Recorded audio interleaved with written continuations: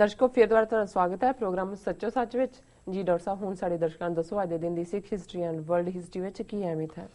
ਸਿੱਖ ਇਤਿਹਾਸ ਦੇ ਹਵਾਲੇ ਨਾਲ ਅੱਜ ਭਾਈ ਬੋਤਾ ਸਿੰਘ, ਭਾਈ ਗਰਜਾ ਸਿੰਘ ਦਾ ਸ਼ਹੀਦੀ ਦਿਨ ਹੈ ਜੀ। ਉਹ ਯੋਧੇ ਨੇ ਜਿਨ੍ਹਾਂ ਨੇ ਇੱਕ ਬੋਲੀ ਖਾਧੀ, ਤੁਰੇ ਜਾਂਦੇ ਉਹਨਾਂ ਮੁਸਾਫਰਾਂ ਤੋਂ ਇਹ ਲੁਕੇ ਹੋਏ ਸੀ ਝਾੜ ਪਿੱਛੇ ਹਰਿਮੰਦਰ ਸਾਹਿਬ ਸਰੋਵਰ 'ਚ ਇਸ਼ਨਾਨ ਕਰਕੇ ਅੱਧੀ ਰਾਤ ਨੂੰ ਕਿਤੇ ਮੁੜੇ ਸੀ ਚੋਰੀ ਛਿਪੇ। ਇੱਕ ਨੇ ਕਿਹਾ ਉਹ ਵੇਖੋ ਸਿੱਖ ਲੁਕਿਆ ਨੇ, ਦੂਜੇ ਨੇ ਕਿਹਾ ਨਹੀਂ ਸਿੱਖ ਨਹੀਂ ਹੋ ਸਕਦੇ। ਫਿਰ ਉਹਨੇ ਚੁੰਗੀ ਲਾ ਲਈ, ਨੂਰਦੀਨ ਦੀ ਸਰਾਂ ਕੋਲ ਟੈਕਸ ਲੈਣਾ ਸ਼ੁਰੂ ਕਰ ਦਿੱਤਾ। ਟੈਕਸ ਦੇ ਹੀ ਗਏ, ਖਾਲਸਾ ਰਾਜ ਕਾਇਮ ਹੋ ਗਿਆ। ਔਰ ਕੁਛ ਦੇਰ ਬਾਅਦ ਉਹਨਾਂ ਨੇ ਦੇਖਿਆ ਕਿ ਵੀ ਅਸੀਂ ਤਾਂ ਸ਼ਹੀਦੀ ਪਾਣੀ ਸੀ ਆਪਣਾ ਆਪ ਜਤਲਾ ਕੇ, ਉਹ ਪੀਰੀਅਡ ਸੀ ਜ਼ਕਰੀਆ ਖਾਨ ਦੇ ਜ਼ੁਲਮ ਚੱਲ ਰਹੇ ਸੀ।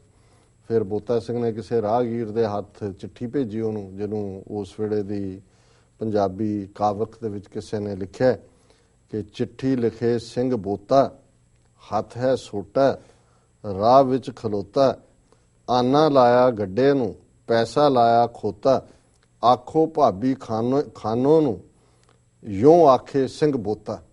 ਸੋ ਉਹਨਾਂ ਨੇ ਬਹੁਤ ਵੱਡੀ ਜਿਹੜੀ 100-200 ਜਵਾਨ ਭੇਜੇ, ਉਹਨਾਂ ਨੇ ਬਹੁਤ ਸਾਰਿਆਂ ਨੂੰ ਮਾਰ ਕੇ ਸ਼ਹੀਦੀ ਪਾਈ।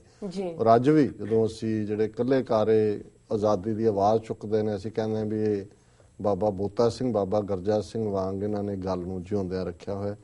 1925 'ਚ ਜੈਤੋ ਮੋਰਚੇ ਦੇ ਕੈਦੀ ਰਿਹਾ ਹੋਏ। 1984 'ਚ ਨਿਊਯਾਰਕ ਦੇ ਵਿੱਚ ਸਿੱਖ ਕਨਵੈਨਸ਼ਨ ਹੋਈ ਅੱਜ ਦੇ ਦਿਨ, ਔਰ ਵਰਲਡ ਸਿੱਖ ਆਰਗੇਨਾਈਜੇਸ਼ਨ ਹੋਣ ਦੇ ਵਿੱਚ ਆਈ।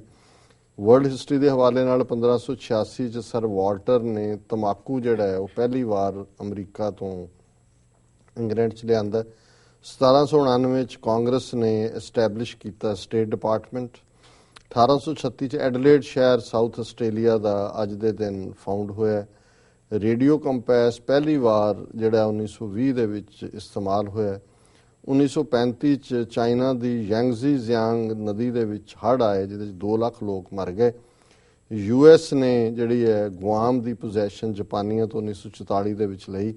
1965 'ਚ ਪ੍ਰੈਜ਼ੀਡੈਂਟ ਜੌਨਸਨ ਨੇ ਸਿਗਰਟਾਂ ਦੀਆਂ ਡੱਬੀਆਂ ਤੇ ਵਾਰਨਿੰਗ ਕਿ ਸਿਹਤ ਲਈ ਖਤਰਨਾਕ ਹੈ ਲਿਖਣ ਦਾ ਆਦੇਸ਼ ਦਿੱਤਾ। ਔਰ ਹਾਊਸ ਜੁਡੀਸ਼ਰੀ ਕਮੇਟੀ ਨੇ 1974 'ਚ 27-11 ਦੇ ਫਰਕ ਦੇ ਵੋਟਾਂ ਨਾਲ ਨਿਕਸਨ ਨੂੰ ਇੰਪੀਚ ਕਰਨ ਦਾ ਜਿਹੜਾ ਉਹ ਮਤਾ ਪਾਸ ਕੀਤਾ। ਜੀ ਡਾਕਟਰ ਸਾਹਿਬ, ਤੁਹਾਡਾ ਬਹੁਤ ਬਹੁਤ ਸ਼ੁਕਰੀਆ। ਹੁਣ ਸਾਡੇ ਦਰਸ਼ਕਾਂ ਨੂੰ ਦੱਸੋ ਅੱਜ ਦਾ ਵਿਚਾਰ।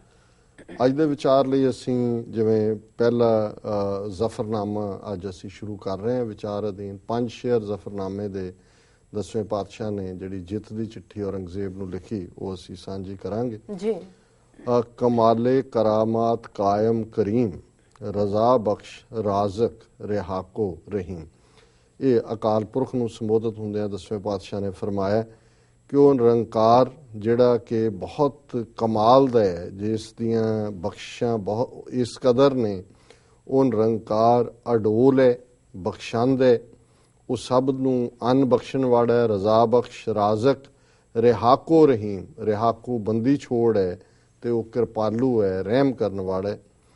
ਅਮਾ ਬਖਸ਼ ਬਖਸ਼ਿੰਦਾ ਉਹ ਦਸਤਗੀਰ, ਰਜ਼ਾ ਬਖਸ਼ ਰੋਜ਼ੀ ਦੇਹੋ ਦਿਲ ਪਜ਼ੀਰ। ਕਿ ਉਹ ਪਨਾਹ ਦੇਣ ਵਾਲਾ, ਉਹ ਬਖਸ਼ਿੰਦ ਹੈ ਸਤਿਗੁਰੂ, ਉਹ ਜਿਸ ਦਾ ਕੋਈ ਸਹਾਰਾ ਨਹੀਂ, ਉਹਦੀ ਬਾਂਹ ਫੜਨ ਵਾਲਾ ਹੈ, ਦਸਤਗੀਰ ਹੈ। ਰਜ਼ਾ ਬਖਸ਼ ਉਹ ਸਾਰੀਆਂ ਜਿਹੜੀਆਂ ਨੇ ਭੁੱਲਾਂ ਮਾਫ ਕਰਨ ਵਾਲਾ ਹੈ। ਰੋਜ਼ੀ ਦੇਹੋ ਉਹ ਰੋਜ਼ੀ ਦੇਣ ਵਾਲਾ ਹੈ। ਦਿਲ ਪਜ਼ੀਰ ਉਹ ਦਿਲ ਨੂੰ ਮੋਹਣ ਵਾਲਾ ਹੈ, ਮਨ ਮੋਹਣੇ। ਸ਼ਹਿਨਸ਼ਾਹ ਖੂਬੀ ਦਹੋ ਰਹਿਨਮੂ, ਕਿ ਬੇਗੁਨੋ ਬੇਚੂਨ ਚੂੰ ਬੇਨਮੂ।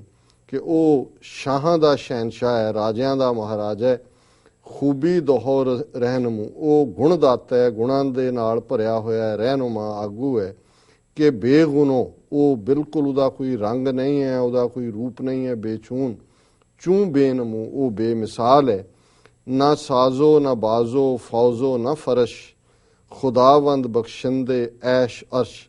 ਜਿਹਦੇ ਕੋਲ ਕੋਈ ਸਾਜ਼ੋ ਸਮਾਨ, ਬਾਜ, ਘੋੜੇ, ਫੌਜ ਵੀ ਨਹੀਂ ਹੁੰਦੀ, ਉਸ ਨੂੰ ਵੀ ਨਿਰੰਕਾਰ ਆਪਣੀ ਰਹਿਮਤ ਦੇ ਵਿੱਚ ਆਨੰਦ ਦੀ ਦਾਤ ਬਖਸ਼ਦੇ। ਤੇ ਅਖੀਰਲਾ ਸ਼ੇਰ ਹੈ, ਜਹਾਂ ਪਾਕ ਜ਼ਬਰਦਸਤ ਜ਼ਾਹਰ ਜ਼ਹੂਰ, ਅਤਾ ਮੇਦਹਿਦ ਹਮਚ ਹਾਜ਼ਰ ਹਜ਼ੂਰ। ਜਹਾਂ ਪਾਕ ਉਹ ਨਿਰੰਕਾਰ ਇਸ ਸੰਸਾਰ ਤੋਂ ਨਿਰਲੇਪ ਹੈ। ਜ਼ਬਰਦਸਤ ਜ਼ਾਹਰ ਜ਼ਹੂਰ ਉਹ ਸਾਖਿਆਤ ਰੂਪ ਦੇ ਵਿੱਚ ਜ਼ਾਹਰਾ ਜ਼ਹੂਰ ਸਮਰੱਥਾ ਵਾਲਾ ਹੈ। ਅਤਾ ਕਹਿੰਦੇ ਨੇ ਬਖਸ਼ਿਸ਼ ਨੂੰ। ਅਤਾ ਮੇਦਹਿਦ ਹਮਚੂ ਹਾਜ਼ਰ ਹਜ਼ੂਰ, ਉਹ ਬਖਸ਼ਣ ਵਾਲਾ ਹਰ ਥਾਂ ਹਾਜ਼ਰ ਨਾਜ਼ਰ ਹੈ। ਸੋ ਇਹ ਔਰੰਗਜ਼ੇਬ ਨੂੰ ਇਹਨਾਂ ਸ਼ੇਰਾਂ ਦੇ ਨਾਲ ਸ਼ੁਰੂਆਤ ਕਰਕੇ ਮੈਸੇਜ ਦਿੱਤਾ ਹੈ ਵੀ ਤੂੰ ਦੁਨੀਆ ਦਾ ਬਾਦਸ਼ਾਹ ਹੋਏਗਾ, ਮੇਰਾ ਬਾਦਸ਼ਾਹ ਦਾ ਬਾਦਸ਼ਾਹ ਉਹ ਅਕਾਲ ਪੁਰਖ ਹੈ ਜਿਹੜਾ ਬਖਸ਼ਾਂ ਦੇ ਘਰ ਚ ਆਉਣ ਵਾਲਾ ਹੈ, ਜਿਹੜਾ ਤੈਨੂੰ ਜਿਸਨੇ ਬਾਦਸ਼ਾਹਤ ਦਿੱਤੀ ਹੈ ਉਹ ਨਿਰੰਕਾਰ ਹੈ, ਤੂੰ ਬਾਦਸ਼ਾਹ ਨਹੀਂ ਹੈ। ਸੋ ਚਿੱਠੀ ਉਹਨੂੰ ਲਿਖ ਰਹੇ ਨੇ ਔਰ ਜਿਹੜੀ ਸਿਫਤ ਸਲਾਹ ਹੈ ਨਿਰੰਕਾਰ ਦੀ ਕਰ ਰਹੇ ਨੇ। ਫਿਰ ਜਦੋਂ ਤੱਕ ਉਹਦੇ ਤੱਕ ਆਉਂਦੇ ਨੇ, ਜਿਉਂ ਸ਼ੇਅਰ ਅੱਗੇ ਚੱਲਣਗੇ ਅਸੀਂ ਦੇਖਾਂਗੇ ਕਿ ਜ਼ਫਰਨਾਮੇ 'ਚ ਕਿਵੇਂ ਡਿਫਾਇੰਸ ਹੈ, ਕਿਵੇਂ ਜਿੱਤ ਮੋਰਲ ਵਿਕਟਰੀ ਹੈ ਔਰ ਕਿਵੇਂ ਉਸ ਨੂੰ ਉਹਦੀ ਟਕੇ ਵਾਲੀ ਥਾਂ ਦਿਖਾਈ ਹੈ ਕਿ ਤੂੰ ਕਿਵੇਂ ਜ਼ਾਲਮ ਹੈ ਔਰ ਮੈਂ ਕਿਵੇਂ ਜਿੱਤਿਆ ਤੇ ਤੂੰ ਕਿਵੇਂ ਹਾਰਿਆ। ਜੀ ਡਾਕਟਰ ਸਾਹਿਬ, ਤੁਹਾਡਾ ਬਹੁਤ ਬਹੁਤ ਧੰਨਵਾਦ। ਤੁਸੀਂ ਅੱਜ ਦਾ ਵਿਚਾਰ ਸਾਡੇ ਦਰਸ਼ਕਾਂ ਨਾਲ ਸਾਂਝਾ ਕੀਤਾ। ਇਸ ਨਾਲ ਆਪਣੇ ਵਿਊਅਰਸ ਕੋਲ ਲੈਣੇ ਇਜਾਜ਼ਤ।